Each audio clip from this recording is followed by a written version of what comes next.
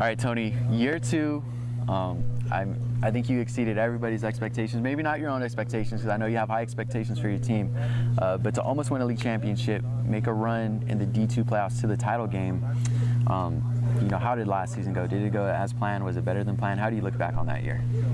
It was a game changer. We totally exceeded expectations. We had some generational football players on that team, and I knew that it was special, but that was a little bit past what we were aiming, and it was an unbelievable ride. Yeah, I feel a lot of people were excited about Righetti football last year, but what you guys did, it feels like Righetti's back. Is that how you feel? Is that the kind of mindset that you guys are back? No one's going to question how competitive you guys are going to be this year. Is that how you kind of feel that you guys have got to where you want to be? Is that how you're kind of feeling Righetti football is kind of back to being that competitive program year in and year out? Do you feel you have that? Righetti's back, Joe. Yeah, absolutely. Our turnout this summer was wonderful. We had a camp this summer that went really well. Our community's behind us, and we got the dudes. So yeah, we have high expectations coming off of last season, and we have unfinished business, and we're really looking forward to 2 weeks from right now. We got to ask you being an offensive lineman, how's that offensive line looking? That was a key for you guys last year, I think. I know you lose Mondole, Caleb Thomas. I think Papa Martinez is gone as well. How's that offensive line looking? Is that something you're focused on, making sure they're at where they need to be this year? Shout out to Papa Martinez. That's my dude.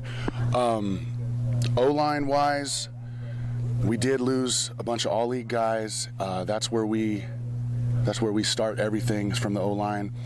But we do have a bunch of guys coming back, and the best thing that we have going is competition 5 deep. It's every position is a fight at practice every day, and that's what I'm counting on. Every day our lineup's changing and getting better at the same time. I got to ask you about Logan Mortensen. Came onto the scene last year, was really quality quarterback, suffered that injury against Arroyo Grande. He's back. I've heard he's looking pretty good. Talk about your quarterback that you got this year. Nobody has outworked Logan Mortensen. His leadership and his commitment to his team is outstanding.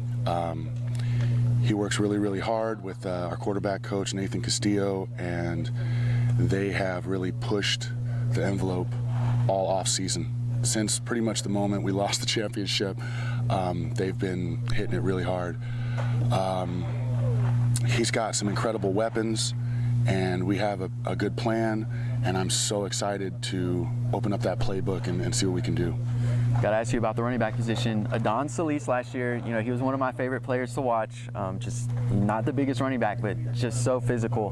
Who's replacing him? How are you going to fill that void left by the graduation of Adon Solis? Well, we run that pistol wing tee, and we have 3 running backs on the field, and we have 3 guys that really fit that bill. It starts with Kadasi Nepa. He is the dual threat back. He is the unquestioned leader of our team.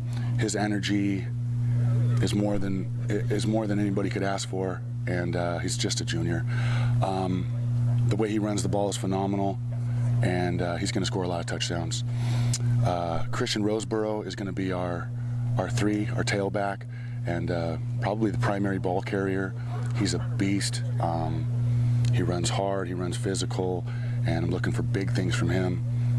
Finally, Joe Cardenas has been hurt. He severely hurt his ankle during the summertime. He's been out for a little while, but as far as ball skills and aggressiveness level, we can't wait for Joe to be back, which is Monday. Joe's cleared, ready to go, and we'll have our 3-headed monster back in action. All right, so I think Joe was key at linebacker last year, and he's going to be carrying the balls somewhat this year as well. And anything from defense out of him once he gets back on the field? Oh, absolutely. Everybody on our team plays both ways. It's okay.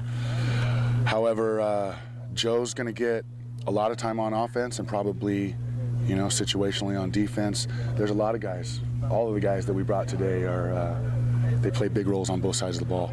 Yeah, one of those guys you brought is Jake Steels. Another one of my favorite players, just a receiving threat. Probably the best cover corner that we saw last year. I think, 10 picks almost last season. Leadership qualities I think you get from him. Talk about Jake Steels. What do you get out of him?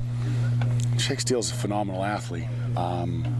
He can do things that other people just can't do, and it's so effortless and natural for that dude. He's grown so much. He's so physical. He's put in a lot of work with Logan, and his expectations for himself and his team are really high. People need to be afraid of Jake Steels this year. Chase Reynoso's here, kind of an explosive playmaker for you guys. What do you expect out of him? He's kind of your wide receiver, prototypical wide receiver, can get downfield. What's he going to bring to the table this year? Chase Reynoso has been putting in work with Logan as well, and last year in a running attack, Chase proved to be the best blocking receiver I've ever coached in my life. He's willing to do anything and everything he can just to win for his team. That includes his preparation and in the weight room and everything this offseason. The two of them together will be super difficult to stop. All right, so you're watching the guys in the weight room every day. You're watching practice every day. Who is the guy that we haven't mentioned that a lot of people don't know about? Is there a guy that you think really stands out that you kind of think has earned some recognition coming into this season? Every coach on my staff, every dude on my team would say Ethan Davenport. Okay. He was unable to play football last year, and he's back. He plays defensive end. He doesn't say much, Joe, but his play speaks for itself. His motor is off the charts, and he's going to be tough to stop. Okay, got to ask you about the schedule. Let's start with Santa Maria. You get Lompoc. Mountain League is looking good again this year. How do you feel about the competition you guys are facing this year? We went for it schedule-wise this year. We replaced a couple of teams with Lompoc and Paraclete. As you said, along with some really good teams out here in the Mountain League. The fact is, it doesn't matter what your win-loss record is going into the playoffs, and I really wanted to play against some really good competition so that when we got to the playoffs, my kids' comfort level and familiarity with different offenses and defenses would be, further than it was last year. All right, Tony Payne entering year 2.